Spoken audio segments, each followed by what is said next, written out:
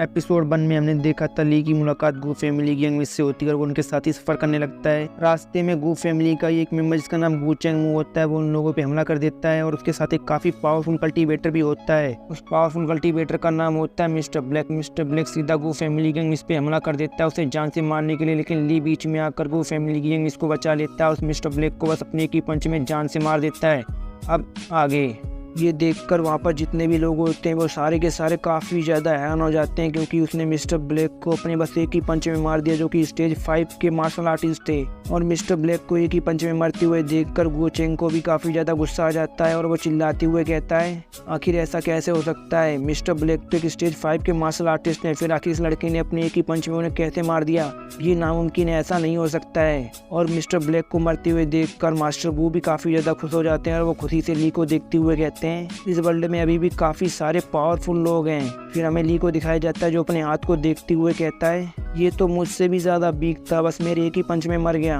फिर हमें रुओ किंग को दिखाते हैं जो ली को मिस्टर ब्लैक को बस एक ही पंच में मारते हुए देखकर काफी ज्यादा हैरान हो गई होती है और हैरानी से कहती है, मुझे अपनी आंखों पे यकीन नहीं हो रहा, ली ने बस अपने एक ही पंच में मिस्टर ब्लैक को जान से मार दिया, जो कि स्टेज 5 के मार्शल आर्टिस्ट थे। आखिर ऐसा कैसे हो सकता है? ये तो बिल्कुल नामुमकिन है। रुओ किंग की बात सुनकर बटलर जाउन से कहते हैं, मिस आपको इस बारे में ज़्यादा सोचने की जरूरत नहीं है, हमें इससे कोई फर्क नहीं पड़ता है। सबसे अच्छी बात तो ये है कि मिस्टर ब्लैक जान से मारा गया, इसका मतलब हम सब बच गए। और हमें गू चेंग के साथ आए हुए लोगों को भी दिखाया जाता है जो मिस्टर ब्लैक को बस एक ही पंच में मरते हुए देखकर काफ़ी ज़्यादा घबरा गए होते हैं और आपस में बात करते हुए कहते हैं, ये क्या हुआ? मिस्टर ब्लैक बस उस लड़के के एक ही पंच में मर गए, आखिर ऐसा कैसे हो सकता है? मिस्टर ब्लैक तो स्टेज 5 के मार्शल आर्टिस्ट थे, फिर आखिर वो इस लड़के के एक ही पंच में कैसे मर सकते हैं? ये तो बिल्कुल नामुमकिन है। दूसरा बंदा बोलता है, क्या मिस्टर ब्लैक मर गए, वो भी इस लड़के के बस एक ही पंच में?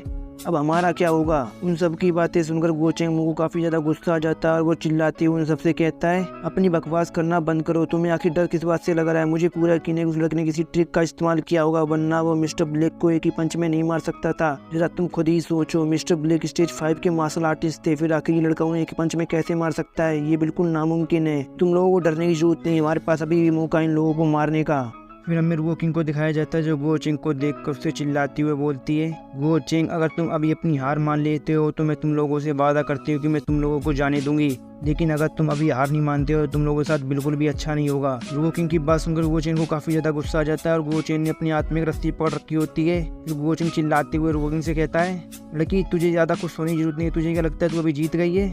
मैं तो तेरी जान इसलिए बख्श रहा था ताकि मैं अपने बेटे के लिए कुछ अच्छा कर सकूं, लेकिन अब मुझे कोई फर्क नहीं पड़ता है, इसलिए अब तुम सबको मरना होगा। और गू चेंग उस रस्सी को खींच देता है जो उसके हाथ में होती है। उस रस्सी को खींचते ही वहाँ पे धमाके होने लगते हैं और पहाड़ से काफ़ी सारे पत्थर नीचे गिरने लगते हैं। ये देखकर गू चेंग काफ़ी ज़्यादा घबरा जाती है और काफ़ी सारे पत्थर नीचे आकर घोड़ा गाड़ी पे गिरते हैं, जिससे काफ़ी सारी घोड़ा गाड़ी टूट जाती हैं और एक बड़ा सा पत्थर सीधा रुओ किंग के ऊपर आ रहा होता है। ये देखकर रुओ किंग काफ़ी ज़्यादा घबरा जाती है। रुओ किंग के ऊपर वो पत्थर आते हुए देखकर मास्टर वो चिल्लाते हुए कहते हैं, मिस ध्यान से। और मास्टर वो उड़ते हुए आते हैं और रुओ किंग के सामने खड़े होकर अपने हाथों से उस पत्थर को रोक लेते हैं और अपने हाथों से ही उस पत्थर को तोड़ देते हैं। फिर मास्टर वो सभी से चिल्लाते हुए कहते हैं, सभी लोग जल्दी से जाके घोड़ा गाड़ी के नीचे छुप जाओ। और हमें गू चेंग को दिखाया जाता है जो ये सारी चीजें देखकर काफी ज्यादा हंस रहा होता है और हंसते हुए रुओ किंग से कहता है, तुम्हें क्या लगता है कि अभी ये सब खत्म हो गया? नहीं, अभी तो ये शुरुआत है, अभी तो तुम्हें काफी कुछ देखना है। मैंने तुम्हारे यहाँ आने से पहले ही जमीन पर पहाड़ के नीचे काफी सारे एक्सप्लोजन बिछा दिए थे, अब तुम अपने साथियों के साथ आराम से मर सकती है, इसलिए मरो। और गू चेंग जैसी रस्सी खींचकर नीचे बिछे हुए एक्सप्लोजन को एक्टिवेट करने वाला होता है, उससे पहले उसे पीछे से एक आवाज सुनाई देती है जो उससे कहती है, मुझे नहीं लगता है तुम्हारे पास ये सब करने का टाइम है। ये सुनकर गू चेंग हैरान हो जाता है और पीछे की तरफ मुड़ के देखता है।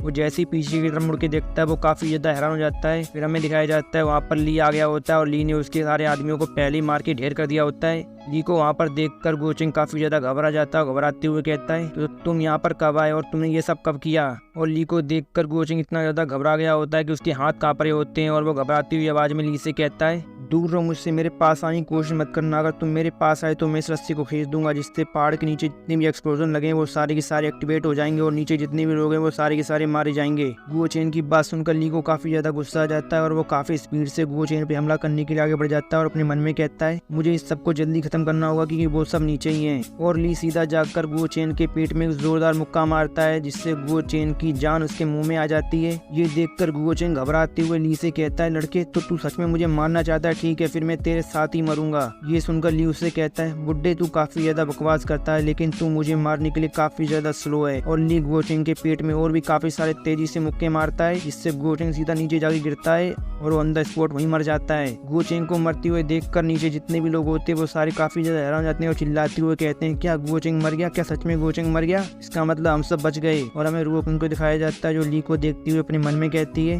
ये काफी ज्यादा स्ट्रॉन्ग है, ली क्यांग न्यू, आखिर तुम हो कौन? फिर हमें कुछ समय बाद का सीन दिखाया जाता है, उन्होंने गुओचेंग के मामले को निपटा दिया होता है और वो वापस से अपने सफर पे जाने के लिए तैयार हो गए होते हैं। और इस बार ली भी एक घोड़े पे बैठ के सफर कर रहा होता है मास्टर वू के साथ। फिर मास्टर वू ली से कहते हैं, ब्रदर ली मानना पड़ेगा, तुम काफी ज्यादा पावरफुल हो, आज हम केवल तुम्हारी वजह से ही बच पाए, अगर तुम नहीं होते तो आज हम लोग यहीं पे मारे जाते। ये सुनकर ली मास्टर वू से कहता है, मास्टर वू आप काफी ज्यादा अच्छे हैं और आप मेरी काफी ज्यादा तारीफ कर रहे हैं, लेकिन मैं इस तारीफ के लायक नहीं हूँ, क्योंकि मैं असल में काफी ज्यादा वीक हूँ। अगर कोई मेरे हाथों से हारता है तो इसका मतलब ये नहीं कि मैं काफी ज्यादा स्ट्रॉन्ग हूँ, इसका मतलब ये है कि वो काफी ज्यादा वीक है। ये सुनकर मास्टर वू जो पानी पी रहे होते हैं वो सारा पानी उनके मुंह से बाहर आ जाता है और वो अपने मन में कहते हैं, इस लड़के ने भी क्या कहा, ये वीक है, इसने बस अपने एक ही पंच में स्टेज 5 के मार्शल आर्टिस्ट को जान से मार दिया और ये कह रहा है ये वीक है। अगर ये वीक है तो फिर मैं क्या हूँ? मैं तो कुछ भी नहीं हूँ। फिर रुओकिंग को दिखाया जाता है जो ली के पास आकर उससे पूछती है, ब्रदर ली, क्या तुमने उस स्टेज 7 की स्पैरो ड्रैगन बीस्ट को जान से मारा था? क्योंकि जब हमने तुम्हें ढूंढा था तब तुम्हारे पास एक स्टेज 7 की स्पैरो ड्रैगन बीस्ट की लाश पड़ी थी। रुओकिंग की बात सुनकर ली उससे बोलता है, ओ अच्छा, तो तुम उस बारे में बात कर रही हो? हाँ, मैंने ही उसे मारा था। असल में वो बीस्ट मुझे खाने की कोशिश कर रहा था और मैंने उसे एक जोरदार पंच मारा और वो मेरे एक ही पंच में मर गया। ली की बात सुनकर रुओकिंग अपने मन में कहती है, इसका मतलब मैं सही थी, इसी ने उस स्टेज 7 के स्पैरो ड्रैगन बीस्ट को जान से मारा था, इसका मतलब इसकी असली पावर तो इससे कहीं ज्यादा होगी। फिर मास्टर वू को दिखाया जाता है जो ली से बोलते हैं, मानना पड़ेगा ब्रदर ली, आप बिना मास्टर सोल के भी काफी ज्यादा पावरफुल हैं। मुझे अपने आप पे काफी ज्यादा शर्म आ रही है, मैं एक स्टेज 4 का मार्शल आर्टिस्ट हूँ, फिर भी मैं आपसे काफी ज्यादा कमजोर हूँ। मास्टर वू की बात सुनकर ली हैरान हो जाता है और मास्टर वू से बोलता है, ब्रदर वू, क्या कोई ऐसा तरीका है जिसकी मदद से मैं अपनी मास्टर सोल को अवेकन कर सकता हूँ? क्योंकि मैं अपनी मास्टर सोल को अवेकन करके एक मास्टर सोल आर्टिस्ट बनना चाहता हूँ और मैं अपनी ताकत को बढ़ाना चाहता हूँ। ली की बात सुनकर मास्टर वू उससे हंसते हुए कहते हैं, क्या तुम अपनी मास्टर सोल को अवेकन करके एक मास्टर सोल आर्टिस्ट बनना चाहते हो? ये कोई बड़ी बात नहीं है, तुम काफी आसानी से अपनी मास्टर सोल को अवेकन कर सकते हो। तुम्हें अपनी मास्टर सोल को अवेकन करने के लिए मास्टर सोल अकेडमी में जाना होगा। तुम मास्टर सोल अकेडमी में जाके अपनी मास्टर सोल को काफी आसानी से अवेकन कर सकते हो और एक मास्टर सोल आर्टिस्ट बन सकते हो। फिर मास्टर वू आगे ली को मास्टर सोल अकेडमी के बारे में बताते हुए कहते हैं, सन किंगडम में जितने भी मास्टर सोल आर्टिस्ट है उसमें से ज्यादातर master soul artist master soul academy से ही आते हैं। और ब्रदर ली, तुम्हारे टैलेंट को देखकर मुझे लगता है कि आप काफी ज्यादा पावरफुल मास्टर सोल को अवेकन करेंगे जो पूरी दुनिया को हिला के रख देगी। मास्टर वू की बात सुनकर ली काफी ज्यादा खुश हो जाता है और हंसते हुए मास्टर वू से कहता है, क्या सच में मैं अपनी मास्टर सोल को अवेकन कर सकता हूँ? ये सुनकर रुओकिंग ली से कहती है, हाँ ब्रदर ली, तुम अपनी मास्टर सोल को अवेकन कर सकते हो। हमारे पास एक फ्री पास है जिसकी मदद से तुम काफी आसानी से मास्टर सोल अकेडमी में जाकर अपनी मास्टर सोल को अवेकन कर सकते हो और ये हमारी तरफ से आपके लिए गिफ्ट होगा क्योंकि आपने हमारी जान बचाई थी। और फिर वो अपनी आगे कहती है, लेकिन इसमें एक दिक्कत है, अगर आपको इस फ्री पास का इस्तेमाल करना है तो मेरे डैड का उस समय वहाँ पर होना जरूरी है, तभी आप इस फ्री पास का इस्तेमाल कर पाएंगे, वरना आप इस फ्री पास का इस्तेमाल नहीं कर पाएंगे। लेकिन अनफॉर्चुनेटली एक हादसे की वजह से मेरे डैड काफी लंबे समय से बेहोश पड़े हैं। मेरे डैड ने जब से अपनी बॉडी के अंदर हैवानियत की हड्डी को कल्टीवेट करने की कोशिश की है तब से वो काफी लंबे समय से बेहोशी पड़े हैं। रुओकिंग की बात सुनकर मास्टर वू भी ली से कहते हैं, हाँ इसने बिल्कुल सही कहा, प्रेसिडेंट वू काफी लंबे समय से बेहोश पड़े हैं। अगर प्रेसिडेंट वू बेहोश नहीं होते तो गू चेन की कभी भी हिम्मत नहीं होती हम पर हमला करके हमें मारने की, क्योंकि प्रेसिडेंट वू एक स्टेज 7 के मार्शल आर्टिस्ट हैं। ये काफी ज्यादा अफसोस की बात है कि उनके जैसा एक पावरफुल मार्शल आर्टिस्ट इतने लंबे समय से बेहोश पड़ा है। मास्टर वू की बात सुनकर ली उनसे कहता है, क्या एक स्टेज 7 का मार्शल आर्टिस्ट, इसका मतलब वो तो काफी ज्यादा पावरफुल होंगे। क्यों, मैंने सही कहा ना? अब तो मुझे उनसे मिलना है, क्या मैं उनसे मिल सकता हूँ? ली की बात सुनकर वो क्यों उससे कहती है, ब्रदर ली, तुम बिल्कुल मेरे डैड से मिल सकते हो, लेकिन अगर तुम्हें मेरे डैड से मिलना है तो तुम्हें मेरे साथ गिरिनयांग सिटी में आना होगा और एक बार हम गू फैमिली में पहुंच गए फिर मैं आपको अपने डैड से मिलवाऊंगी और इसी बीच हम कोई ऐसा तरीका निकालेंगे जिसकी मदद से हम आपको आसानी से मास्टर सोल अकेडमी में ले जा सकें और आपकी मास्टर सोल को अवेकन करवा सकें। रुओकिंग की बात सुनकर मास्टर वो हंसते हुए कहते हैं, हाँ इसने बिल्कुल सही कहा, हम कोई ना कोई ऐसा तरीका निकाल लेंगे जिससे हम आपकी मास्टर सोल को अवेकन करवा सकें। फिर मास्टर वो सामने की तरफ इशारा करते हुए कहते हैं, देखो हम लोग पहुंच गए है ग्रीनयांग सिटी। फिर हमें कुछ समय बाद का सीन दिखाया जाता है, वो लोग गू फैमिली में आ जाते हैं और ली ने नए कपड़े पहन लिए होते हैं। उन कपड़ों को देखते हुए ली हंसते हुए सबसे कहता है, ये कपड़े काफी ज्यादा अच्छे हैं, ये मुझ पे काफ़ी ज़्यादा जच रहे हैं, क्या सच में आप लोग ये मुझे देना चाहते हैं?